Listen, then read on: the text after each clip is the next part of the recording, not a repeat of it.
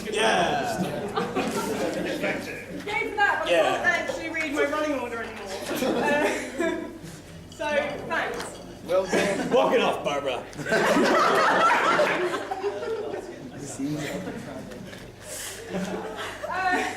Oh, I hope you enjoyed that. My pint. No, then you owe us a pint. Okay, next up, we have a stand-up. I can't actually see where he is. Never mind, that's fine. He's At least we left. know the sheet works. Huh? At least we know the sheet works. Oh, okay. He's done stand-up a few times for us. I don't think he's gone much further than that, but he tends to be very funny. He also, I have to add disclaimers to certain performers because in recent times they've said things that may not reflect Comedy Sock's views. You know who you are. And therefore I put a disclaimer on everything they say, and it has nothing to do with Comedy Sock. It is all their own views. If you disagree with it, lynch them, not us. Okay? Everyone else wants me to call him Jamsey, but he doesn't like that. So here's James! So thank you. It's the third open mic night I've done, and I've never had a mic yet. I'm not sure what's going wrong, but well, there you go. Thanks everyone for coming. I know it's pretty difficult with the snow. And I always think that with snow, you have certain periods of your life where you think it's either good or bad. So when you're a kid, you see snow, yes. And then when you get older, you're kind of like, snow, shit. And I'm at a stage where I think, like, I'm starting to think snow's a bit shit, but then I'm thinking, like, also the part of me that thinks, how am I going to use anything I can to get laid? And snow kind of factors into that quite a lot. Because I think it's so fucking cold, like, women would do anything for warmth. So I go on a night out, and I get talking to a girl, and I go, like, do you want to come back to my place? And she goes, no, fuck off, you're ginger. And that's like, that's not particularly great, but when it's snowing, I go, well actually, in my house I have actually got double glazing. Above average wall insulation. And a double duvet. And they're like, really? I mean, it's really, the snow gets me laid more times than we're hit now. It's really like... And instead of the dark, damp alleyways I'm used to, I'm now in a warm bed. So, you know, I think the snow has got its benefits. And I know this is the time of year where essays are due, dissertations are due, essays are coming up, so you want a nice, light-hearted night of comedy. Thank you. And so I feel really bad because I'm going to talk about IR for the next 5 minutes. So if you do IR, okay, if you're American, probably not going to have like the most chilled ever. But like one issue I find with IR is recently in America, gays are now allowed in the military. And I kind of think, I mean, how do people think? Like, how do people feel about gays in the military? Yeah. Okay, that's good. Like, I mean, I was terrified if I was doing that and then there'd be a bunch of rednecks in the back row. We don't want no gays, Jews, or niggers in our military. And I'd be like, okay, tough crowd. But like, I mean, to be fair, like, I'm not really sure what I think because I'm like very pro-gay rights, but I'm anti-war. So I don't know where I stand on the rights of gay people to murder civilians. And you think, like, on the one hand, like, you see, like, maybe a gay person shooting a woman, you know, you think, actually, this is good for equality. It's not just straight people, it's gay people can kill people, I mean, that's good. But on the other hand, like, I kind of think, like, the people that campaigned for gay rights when like, homophobia was rife, people that went on sit-ins, on protests, they got beaten up, they weren't thinking, guys, do you know why we're doing this?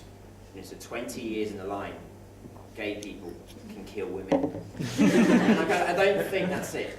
And so, I mean, I'm quite undecided at the moment. But then you look, like, the US military, I mean, they're not fucking, like, it's like, they fucking hate the idea. And I find it hilarious at the same time as the WikiLeaks thing came out, where they were torturing civilians in, like, certain prisons. The same week they allowed gays, and what do the military complain about? Gays. So it's nice to know the US military got their priorities right. Torture, gays in the military, which is worse, it's definitely gays. Which is like, I get the image that they see all this like images of torture and they think, well, it could be worse. It could be gay people doing that. That'd be fucking terrible, wouldn't it? And so, and as you look at like why don't they want gays in the military, and like one argument is homosexuality is immoral, but then they fucking kill people for their fucking living. Since when do they have any credibility when it comes to morality? They sort of go like, yeah, we don't want gays in the military, it's kind of immoral. Hang on, that child's still twitching. And then the other argument is that like homosexuality is against God. But then doesn't the Bible say like, thou shalt not kill? So you're kind of thinking, that doesn't work either. And then this idea that homosexuality is unnatural. But then, you know, like, is dropping bombs on people particularly natural? You don't see, like our David Attenborough said, you don't see David Attenborough go, and here, in the savannah in Africa, the lion is chasing the gazelle. It passes it, and then calls in a gunship and drops 20 tons of napalm on the Pride. And I mean, I've never seen it, David. If you have seen it, like, email it to me, because it'd be fucking good. But I mean, I've never seen it. And then the other one is that homosexuals in the military is bad for morale. But you can't think it can't be that bad, because you can't imagine a situation where they're sort of going like, we're under fire, and they go like, shit, everyone get behind cover, like bend down, and the guy goes, well, I can't. And they go, why not? Because if I bend over, a gay might check out my bum.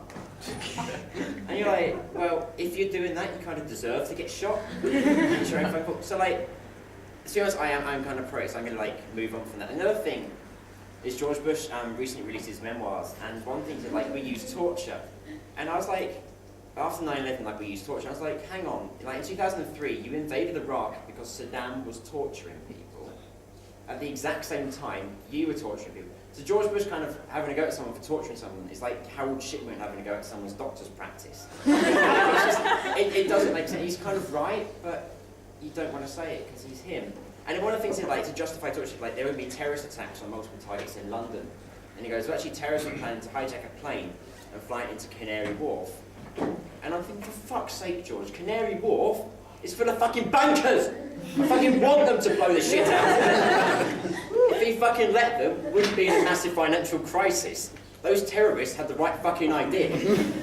And so I'm kind of pissed off with him for that. But another thing that really annoyed me about George Bush was not him, but like the media in America complained about him because he smoked weed when he was a student. Now, first of all, it pissed me off when the right-wing media have a go at anyone, because they had like 8 years of him having tax cuts, they got incredibly rich, they got to slaughter some brown people. It was great for them, and they still have the audacity to complain.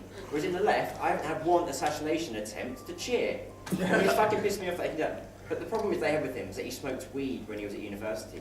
And my problem with George Bush is that it wasn't that he smoked weed, it's that he stopped smoking weed. If you think about it, you're not going to get a stoner to invade Iraq, are you? I mean, you can't imagine all these sort of like corporate people going like, hey George, I want to get a new yacht, can you go kill some brown people so I get some oil? And the guy's going to go, dudes, chill out. I've just replaced a nuclear arsenal with donuts. I mean, that's pretty well they're fucking scared of him, that he's not going to like do things that they want when he's stoned, because he's going to be so fucking awesome. He's not going to bother. And like, okay, I'm talking too much about America. IR does that too. I'm from England, but you do America, America, IR, America, same thing. But you sound like saying Americans, you kind of think you've become American. It's like Stockholm syndrome.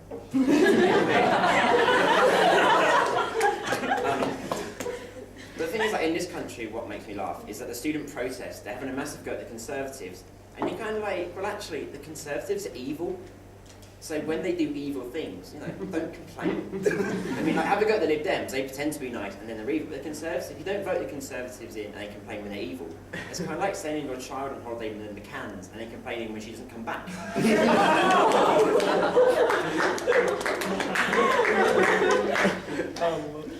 I think I'm going to leave it there before I do actually get lynched. So I hope you have a wonderful night. Keep drinking, and thank you.